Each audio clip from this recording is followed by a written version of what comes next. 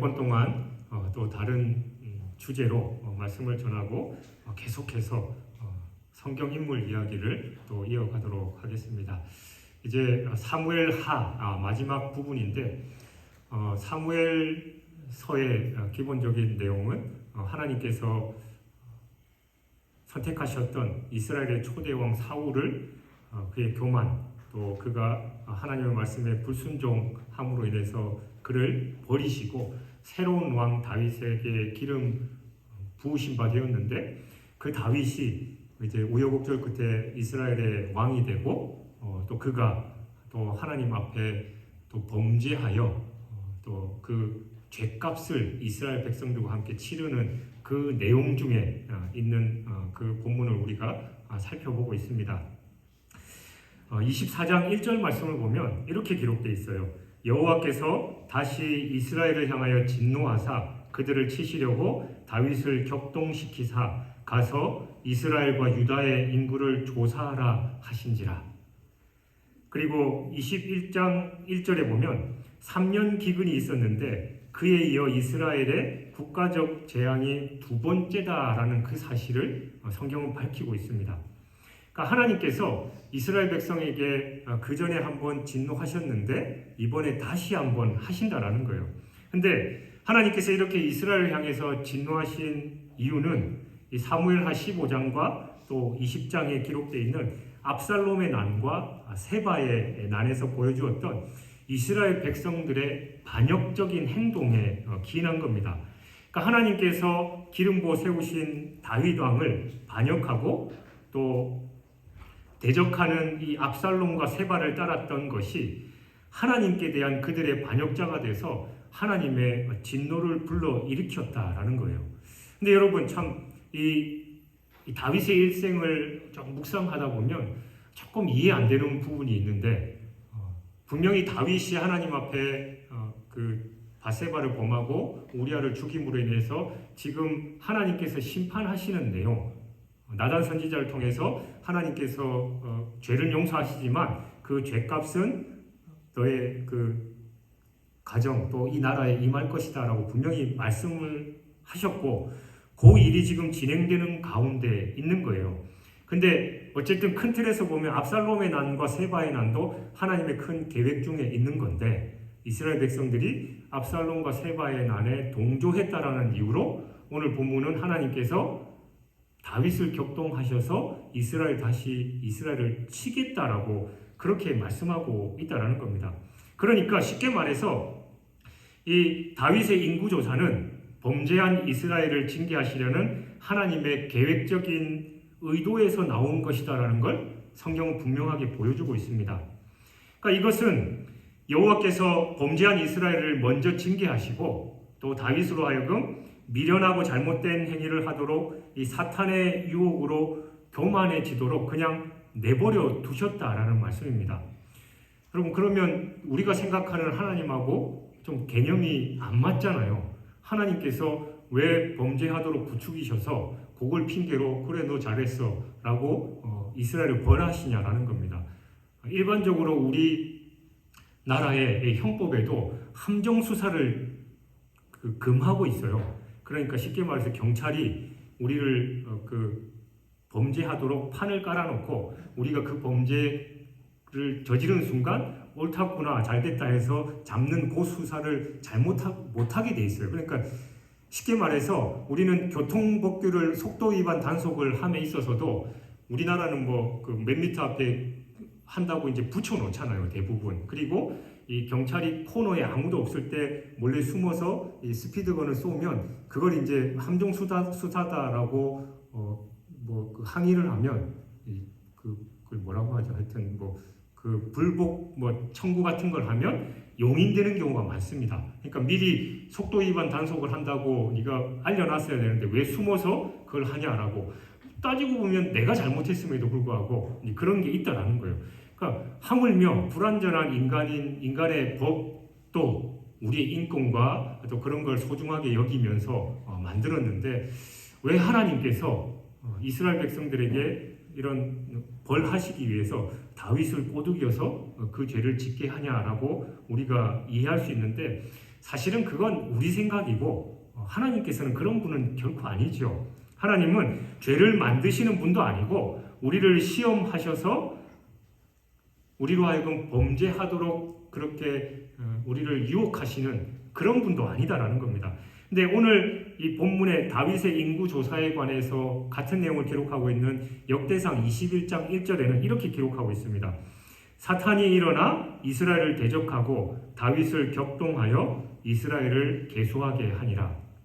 그러니까 이 대적인 사탄이 마치 가룟 유다의 마음에 예수님을 배반할 생각을 넣은 것처럼 다윗에게 죄를 짓게 하려고 이걸 제시했다라고 말씀하고 있는 거예요. 그러니까 공의로우신 재판장이신 하나님은 다윗의 죄를 이용해서 훗날 이 다른 왕들이 하나님의 심판이 임했을 때 이 자기들의 죄가 심판의 원인이었다라는 사실을 이 다윗의 예로부터 배우게 하시고 또 항상 회개하고 또 자신을 개혁하시기 위해서 이러한 일을 하도록 그냥 허용해 두신 거예요.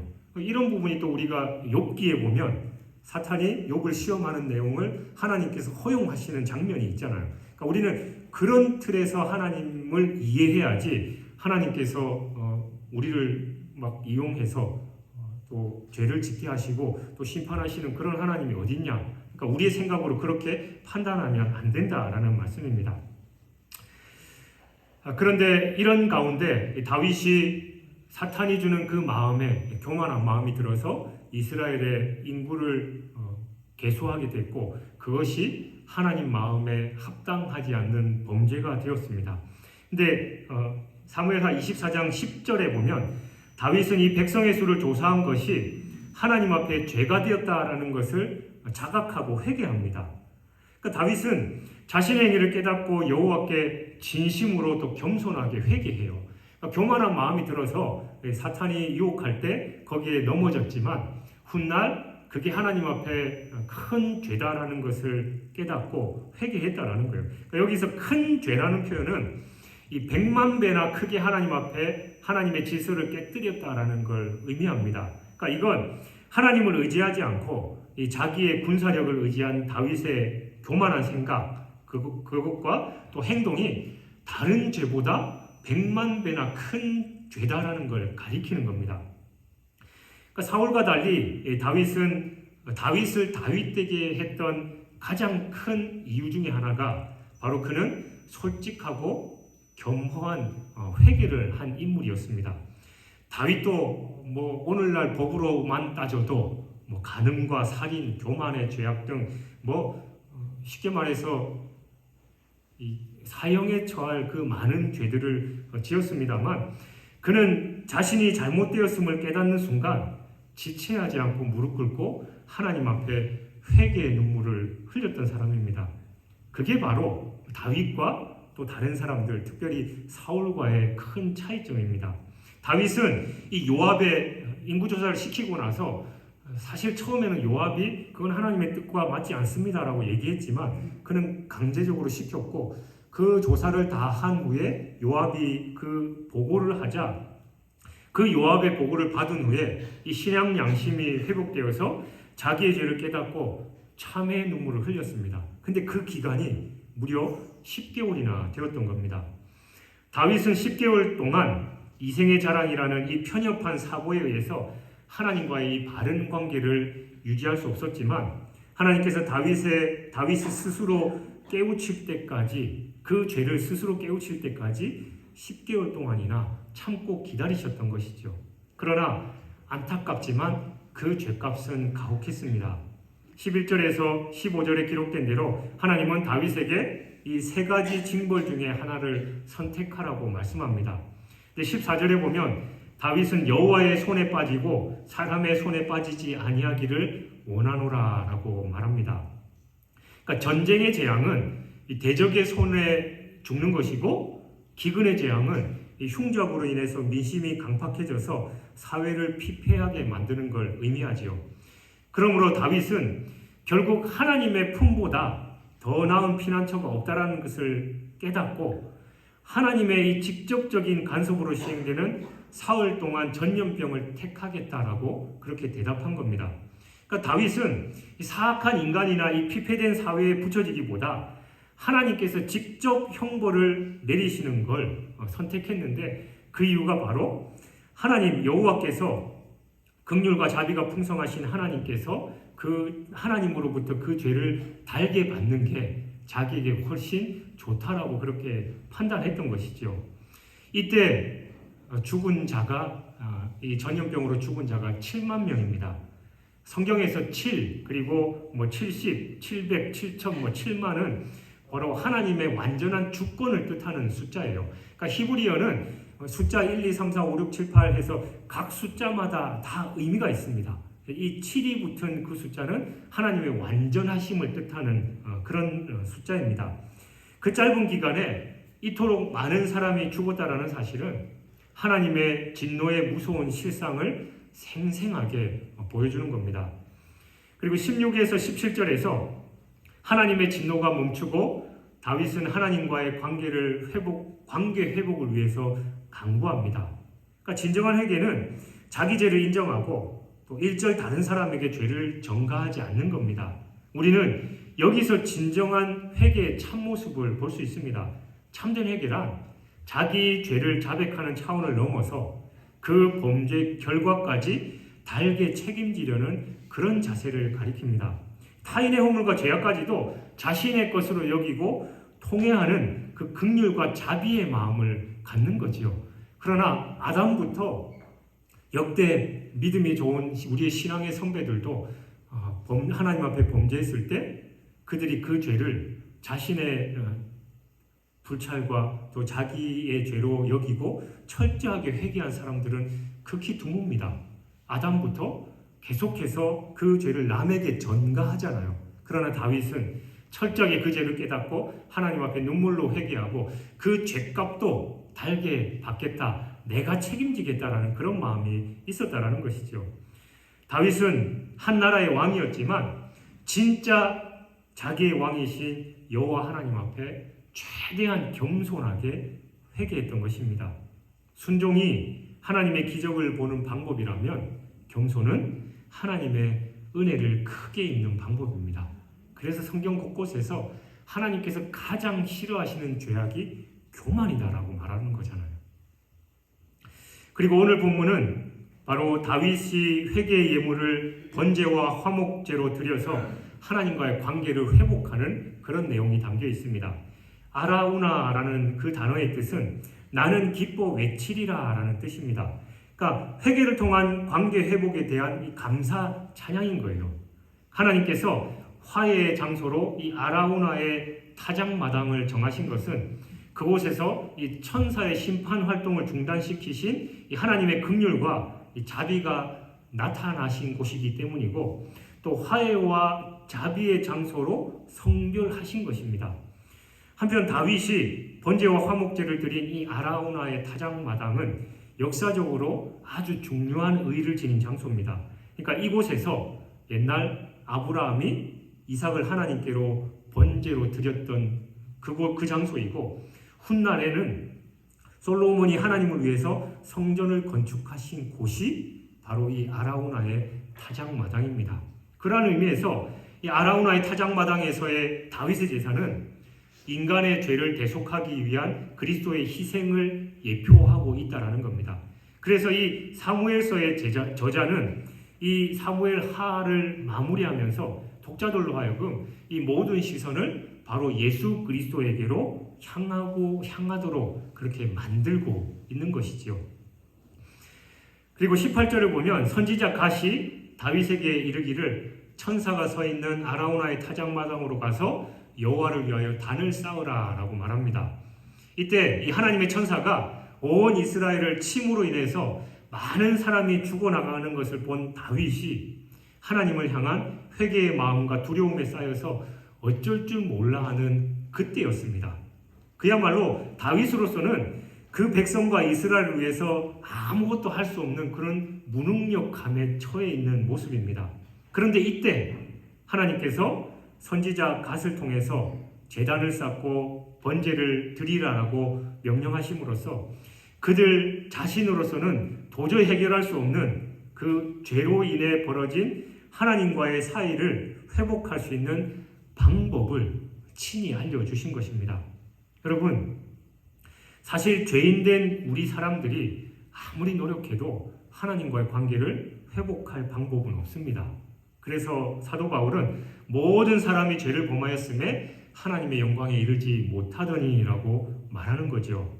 다만 하나님과 사람이 화목할 수 있는 길이 있다면 그것은 사람에게 죄를 물으셔야 할 하나님께서 당신의 은혜를 따라서 친히 허락해 주시는 그 방법을 따르는 겁니다. 그래서 하나님은 당신의 독생자이신 예수 그리스도를 당신의 뜻을 따라서 우리를 위해서 이 땅에 보내주셨습니다.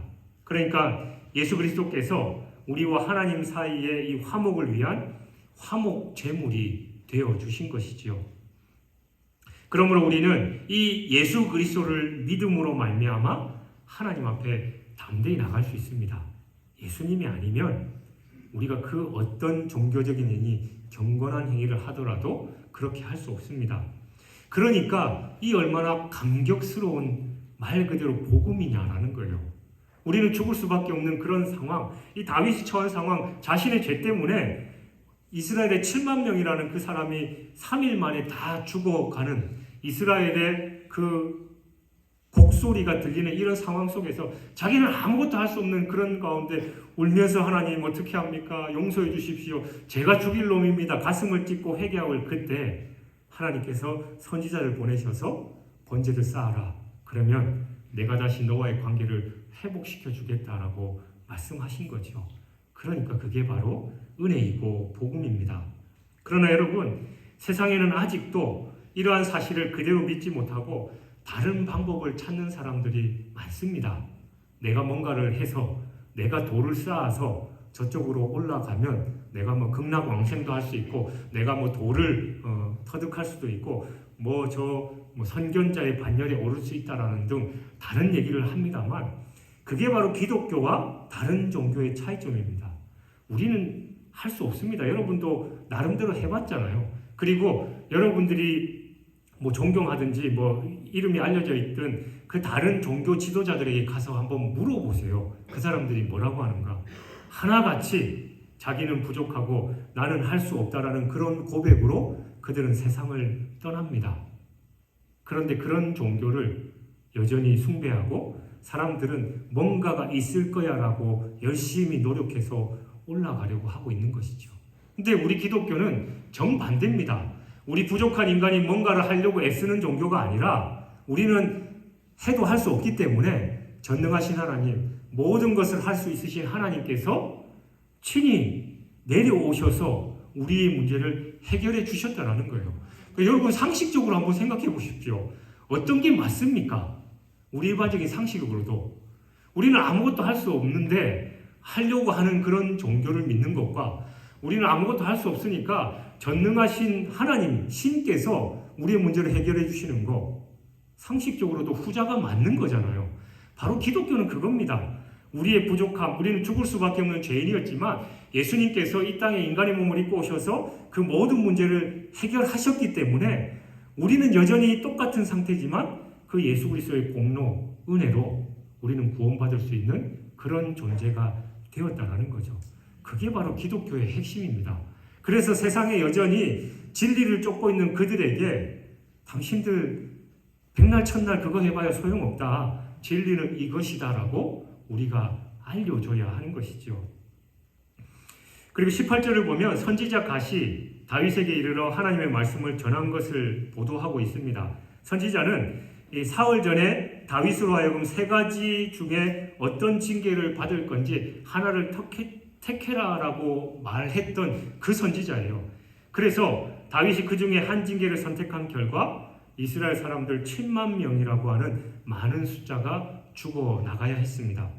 그런데 이제 그가 다시 다윗에게 나타나서 하나님의 말씀을 대언하고 있습니다.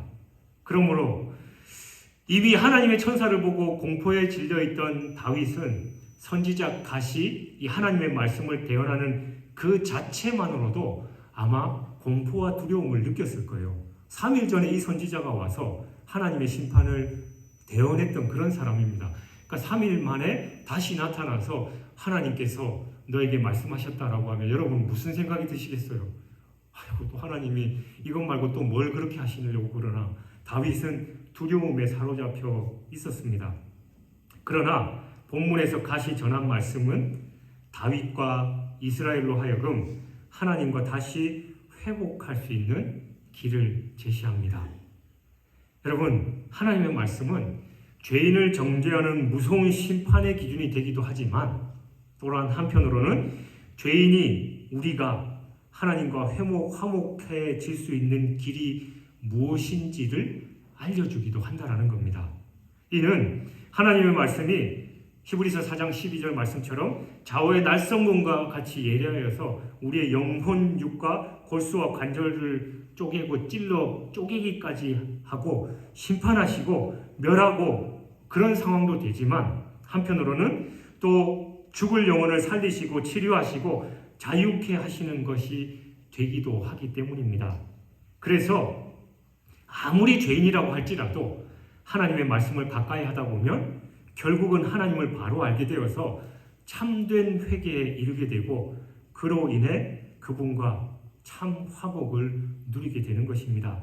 그러므로 여러분은 어떤 상황에 처하든지 이 하나님의 말씀을 저버리면 안 됩니다. 우리에게 죄가 있을 때 하나님의 말씀은 때로는 우리를 두렵게 하고 고통스럽게 할 수도 있습니다. 히브리서 말씀처럼 우리의 골수와 심령을 쪼개기까지 하는 게 하나님의 말씀입니다. 그러나 하나님의 말씀은 결국 우리를 하나님과 화목한 상태로 또 하나님의 자녀로서 부족함 없도록 인도해 주실 것입니다. 여러분, 이 사실을 명심하시고 우리는 사나 죽으나 기쁘나 즐거우나 또 괴로우나 이 말씀을 꽉 붙잡아야 됩니다. 그때 하나님께서 우리를 치시기도 하지만 위로하시고 감싸시고 우리가 갈 방향을 알려주실 것입니다. 20절부터 23절을 보면 이방인인 이 아리우나가 다윗이 자기에게 오는 것을 보고 그를 영접한 후에 그 이유를 묻자 이 다윗이 자기의 타작마당을 사서 하나님을 위한 단을 쌓아서 이 백성에게 내려지고 있는 재앙을 그치게 한다라는 그 말을 듣습니다. 그러니까 이 말은 다윗이 아라우나의 것을 취해서 백성들을 구하는 선한 일을 위해서 쓰도록 하겠다라는 말이죠. 그러자 이 아라우나는 그 땅과 함께 다윗이 요구하지도 않은 이 번제에 쓸 소와 또 그 땔감까지 무상으로 제공하겠다라고 말합니다. 즉 아라우나는 다윗의 요구가 지극히 선한 일이라고 판단했기 때문에 다윗이 구하지도 않은 것까지 아낌없이 드리려고 했던 겁니다. 여러분, 사실 사람이 말로는 선한 일을 하기를 좋아하지만 실상은 자기가 가진 것을 아낌없이 내면서까지 선을 행하는 것은 지극히 어렵습니다. 특히 부자들의 경우는 더 그래요. 제가 많은 사람들을 상대해보고 또 특히 이제 교회 안에서 많은 성도들을 보건데 돈 많다고 해서 교회에 헌신하고 또 섬기는 것도 아니고 돈 없다고 해서 그렇게 못하는 것도 결코 아닙니다. 오히려 이 돈 맛을, 속된 표현으로 돈 맛을 아는 사람들은 돈이 편하다는 걸 알기 때문에 더 아끼고 더 옥죄입니다. 그리고 자기만을 위해서 쓰려고 하는 경우가 많다라는 거예요. 그러니까 아라우나가 비록 자기가 넉넉한 재산을 가지고 있었지만 그걸 하나님께 내드리는 건 결코 쉬운 일이 아니다라는 거죠. 야, 뭐 돈 많으니까 그 정도 못 내놓냐라고 말하지만 그게 그렇지 않습니다. 그러면 여러분, 하나님의 선을 위해서 여러분의 가진 것 아낌없이 드리는 게 중요합니다. 우리가 가진 물질도 건강도 시간도 모두 하나님의 선한 일을 위해서라면 우리는 아낌없이 드려야 합니다. 왜냐하면 그 모든 걸 하나님께서 주셨기 때문이에요. 그게 하나님의 것이기 때문에 하나님께 드리는 거죠. 우리는 청직입니다. 그러나 그게 내 것이냐 내 마음대로 하려고 하면 하나님은 더 이상 그 복을 주시지 않습니다. 썩은 물은 고여 있습니다. 우리가 계속 흘러보내면 하나님께서는 계속 채워주시지만 우리가 내 것을 갖고 있으면 그건 내가 쓰면 쓸수록 없어질 뿐 더 이상 채워지지 않는 거죠. 그래서 우리 주일학교 때부터 늘 하던 찬양 있잖아요. 사랑은 참으로 버리는 것. 이상하다 동전한 일, 움켜잡으면 없어지고 쓰고 빌려지면 풍성해져 땅 위에 가득하네. 그게 바로 하나님의 법칙입니다.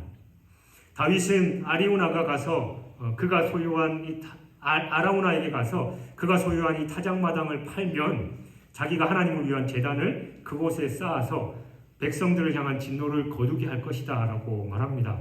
그러니까 아라우나는 흔쾌히 승낙했고 다른 것을 더 들이대 돈 안 받겠다라고 얘기합니다. 그러니까 이는 자기의 귀한 소유를 하나님을 이를 위해서 기쁘게 바치려는 것으로 그가 이방인이긴 했지만 이 아라우나의 깊은 신앙심과 또 헌신의 마음을 엿볼 수 있습니다.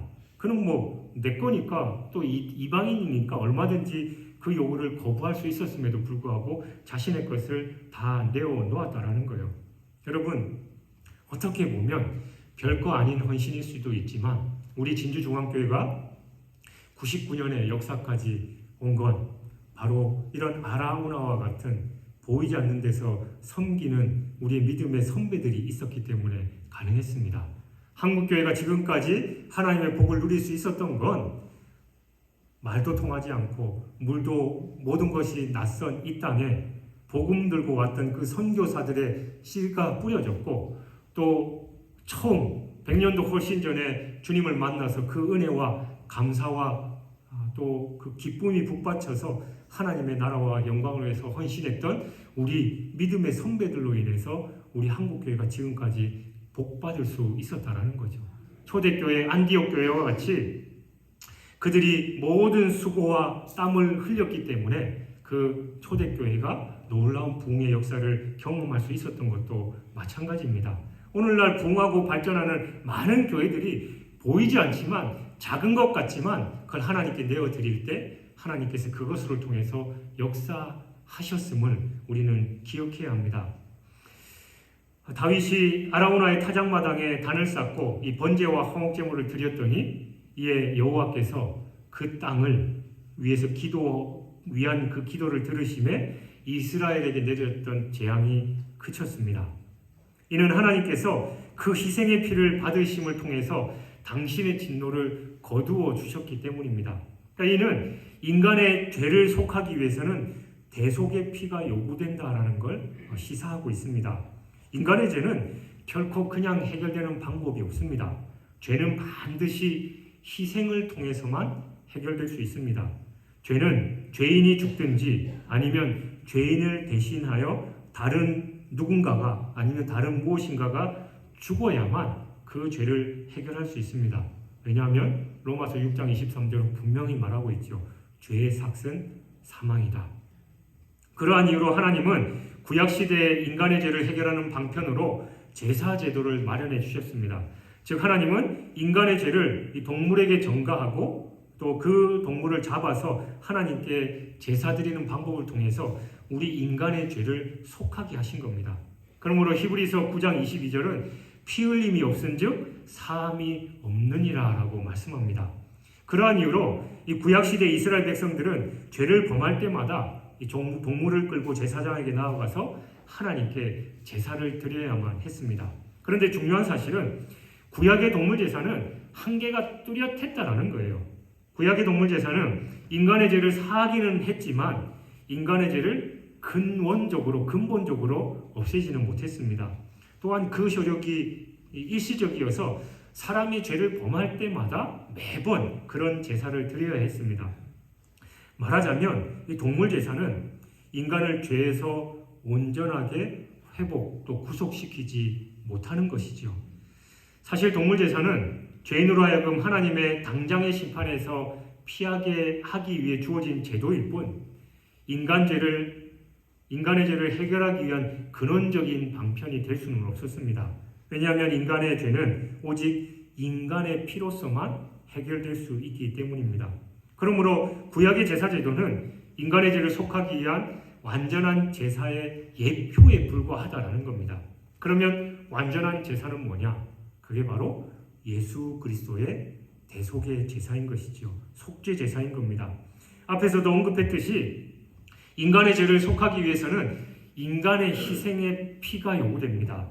물론 죄인의 죄를 속하기 위한 인간은 당연히 죄가 없어야 됩니다. 죄 있는 사람은 자기의 죄도 감당하기 벅찹니다. 그런데 인간 중에 다른 사람의 죄를 대속할 수 있는 사람은 없잖아요. 그래서 하나님께서 독생자 예수 그리스도를 이 땅에 보내셔서 인간의 몸을 입게 하시고 우리의 인간의 죄들을 다 해결해 주셨다는 겁니다.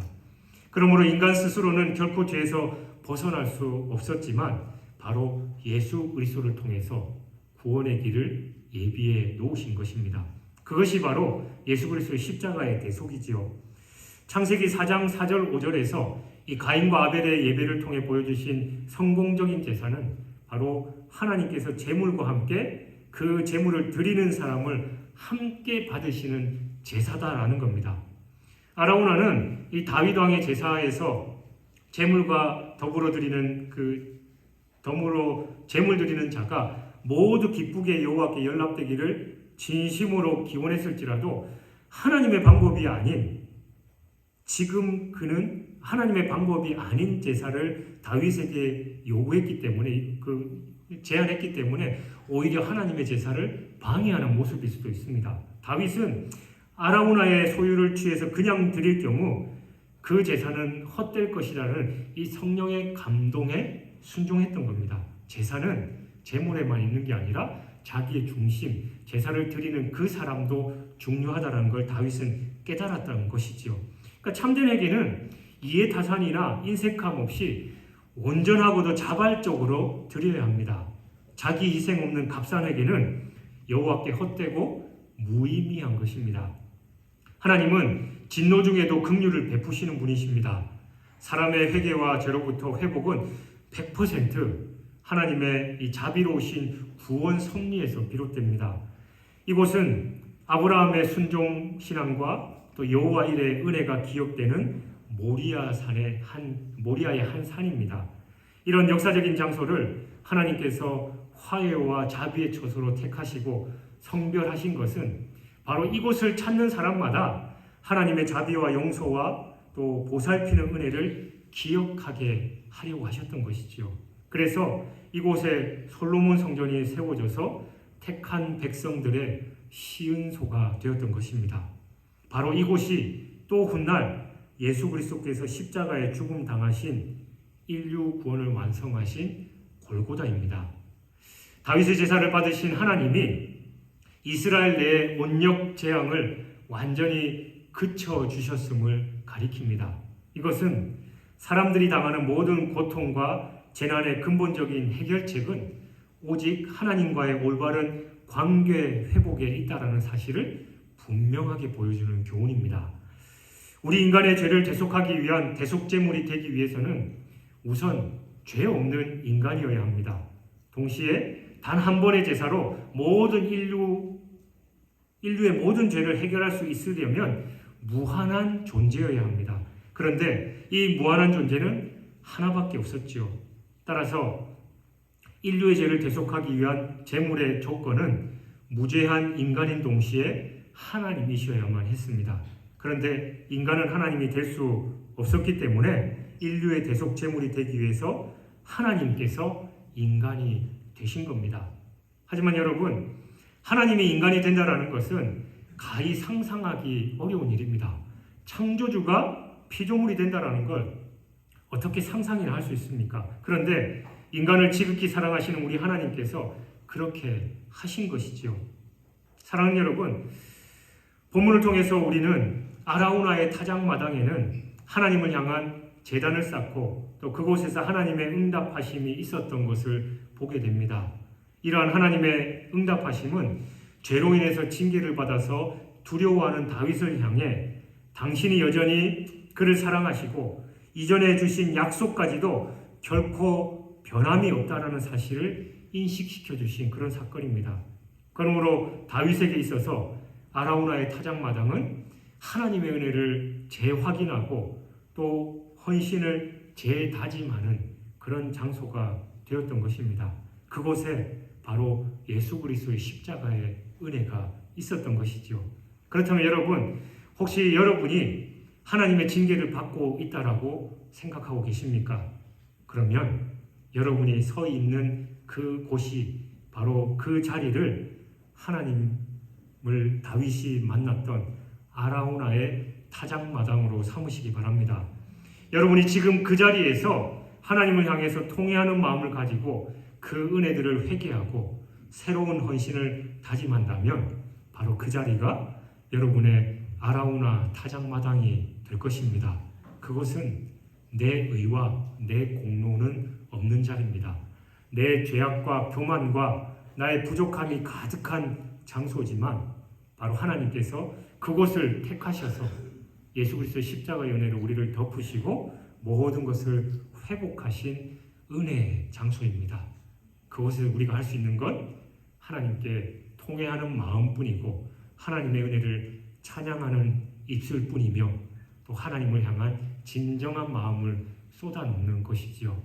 그 은혜의 장소를 회복하고 또 그 은혜의 장소에서 하나님께서 여러분 각자에게 주신 그 사명을 재확인해서 하나님과의 관계가 온전히 회복되어 하나님께 영광 돌리고 또 하나님으로부터 오는 놀라운 은혜와 복을 받는 저와 여러분이 되시길 주님의 이름으로 축원합니다.